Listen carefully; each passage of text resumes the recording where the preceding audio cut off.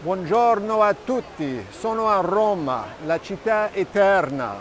Hello everyone, I am in Rome, the eternal city. And behind me, you can see the Trevi Fountain. Famous in the movie, 3 coins in the fountain. 3 coins in the fountain. Yeah, that Trevi Fountain. There's a saying, when in Rome, do as the Romans do.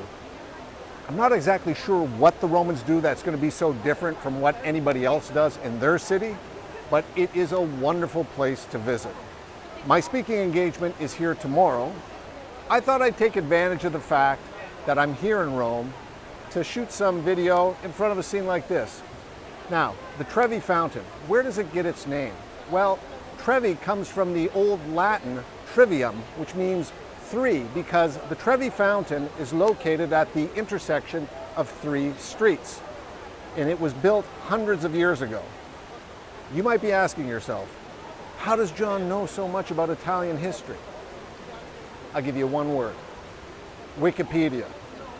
Because I'm in front of the Trevi Fountain, I thought I'd share with you 3 ideas for when you have to travel abroad on a speaking engagement. First idea: arrive early. I've already talked about the importance of arriving early in this video, but let me just say I've already been to the room where I'm going to be speaking tomorrow. I've already met with the technicians, great guys. We've already decided on the microphone. Everything is set so I can enjoy myself today, calmly, quietly, do a final review of my slides tonight, of what I want to say, and ready to go tomorrow. Second tip: if you are traveling to a foreign country, spend a bit of time learning about that country. Read up on it, the customs, the people, the culture, the food. Learn a little bit about the country, because you never know what you can use from there in your presentation. And if you're speaking to people from that country, it's going to make such an impact on them. They will respect it so much that you took the time to look into their culture, into their history, because it is a sign of respect for others. Third tip from the Trevi Fountain: learn a bit of the local language.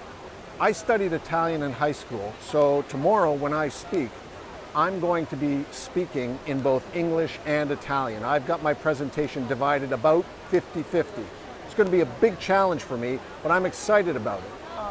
And I'm sure that my audience, which I believe is going to be about 100% Italian, I'm sure they will appreciate the fact that I've made the effort to speak in their language. But even if you don't know the language of the location where you're going to be speaking, take the time to learn a few words, a few expressions, even if it's just hello, please, and thank you. Something that you might be able to use on stage. It's a sign of respect, and especially if your mother tongue, like mine, is English, where we live in a world where English is the lingua franca, it's a big advantage for us, and I think we all have to give a little bit back in terms of trying to say a few words or expressions in the local language. So there you have it. 3 tips from the Trevi Fountain in Rome.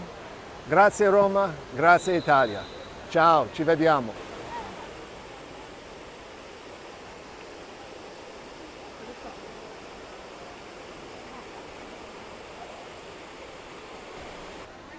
By the way, interesting fact, they say that every day there's about up to 3,000 euros thrown into the fountain, and they've got police all over who are always whistling at people trying to fish out the coins. Don't fish out the coins from the Trevi Fountain.